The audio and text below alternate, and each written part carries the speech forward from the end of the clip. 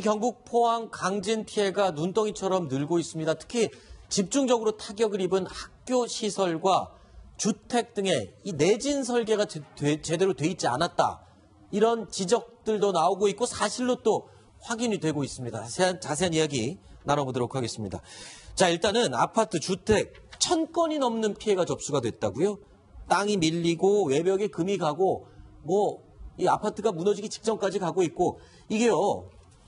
지진으로 인한 피해도 피해지만 이번에 지진이 나는 바람에 그동안에 모르고 지나칠 뻔했던 부실 공사들이 한꺼번에 낱낱이 다 드러나고 있는 그런 상황인 것 같습니다.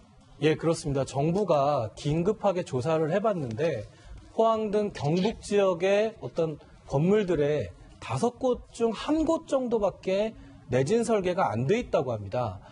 그래서 이런 내진 설계 부족이 이번 어떤 피해를 좀 키운 측면이 있고요. 그 아파트 같은 어떤 사유재산은 한 1200곳, 그리고 문화재 학교 같은 공공시설은 한 400곳, 그래서 총 1800명에 가까운 이재민이 발생하는 등 생각보다 피해가 좀 컸던 것 같습니다. 네. 심지어 이 주택가뿐만 아니라요. 땅 밀림 현상, 일종의 산사태 현상인데요. 이 땅 밀림 현상 때문에 또 많은 주민들이 대피를 해야 되는 이런 상황까지 벌어졌습니다. 이것뿐만이 아닙니다. 다음 사진 한번 볼까요? 피사의 사탑이라고 유명한 세계적인 관광지죠. 피사의 아파트라는 이름이 별명이 붙은 사진이 오늘 일간지에 실렸습니다. 자, 이 기울기로 한번 볼까요? 자, 기울기가 상당히 이쪽으로 기울어져 있는데 이번 지진으로 인한 피해입니다. 자, 전화위박이라고 해야 되면 이건 좀 지나친 말이 될 수 있을까 모르겠는데 지금 피해도 피해지만 만약에 이거 지진이 아니었으면 전혀 모르고 넘어갔을 부실 공사들 어마어마하게 많이 나오는 것 같아요. 예, 우리나라가 지금 지진이 좀 이렇게 피해가 좀 약하다 보니까 그 내진 설계라든지 이런 부분에 대해서 건축주들이 이렇게 크게 신경을 안 쓴 것 같습니다. 그래서 규정상 내진 설계를 어느 정도 하게 돼 있지만 저층 빌라라든지 이런 지금 보시는 저런 아파트 같은 경우에는 제대로 그 내진 설계를 하지 않고 시공을 하는 그런 경우가 많은 것 같습니다. 그래서 지금 이번 포항 그 지진으로 인해서 저런 내진 설계가 제대로 되지 않은 그 부실한 건물들이 좀 이렇게 드러나게 되는 이런 그 일이 벌어지고 있습니다. 이번에 지금 지진 초기에 충격적인 영상들 가운데 가장 많이 노출됐던 게 바로 한동대학교 건물이었습니다.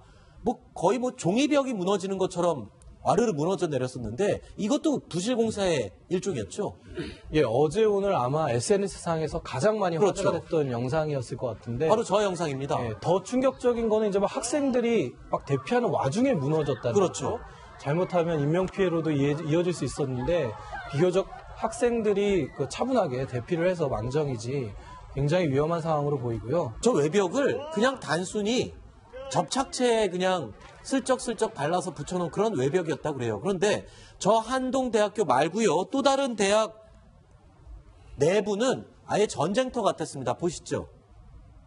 복도 자체에 천장이 완전히 무너져 내린 기숙사의 모습입니다. 설린대학교 학생들이 SNS에 올린 모습인데 자, 지진의 강도를 미루어 짐작하는 모습이기도 하지만 학교 같은 공공건물들이 이렇게 지진에 취약하다, 내진 설계가 전혀 없다라는 것, 이렇게라도 발견됐으니까 망정이지 만약에 정말 큰 사고를 당할 뻔한 거 아닙니까? 우리나라 학교들이 대부분 내진 설계가 안 돼 있습니다. 왜 그런가 하면 이제 내진 설계란 그 제도 자체가 도입이 된 게 1988년인데 지금 학교들은 되게 층이 낮거든요. 네. 되게 5층 이하 아닙니까?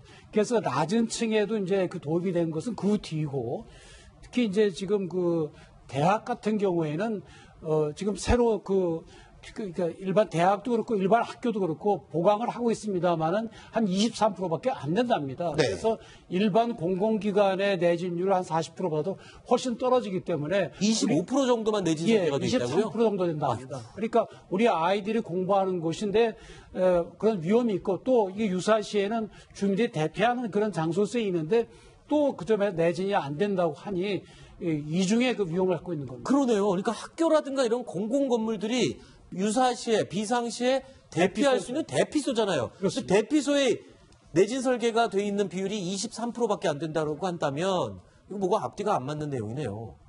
알겠습니다. 자, 지진, 그리고 이 부실공사, 내진 설계, 이번 지진을 계기로요, 정말 면밀하게 검토해보고 또 관리를 해야 될 그런 분야인 것 같습니다. 유근영 기자 이야기는 오늘 여기까지 듣도록 하겠습니다. 오늘 말씀 고맙습니다. 감사합니다. 다음 7번째 이야기로 이어가겠습니다. 오늘 7위로 꼽은 내용 확인해 보시죠.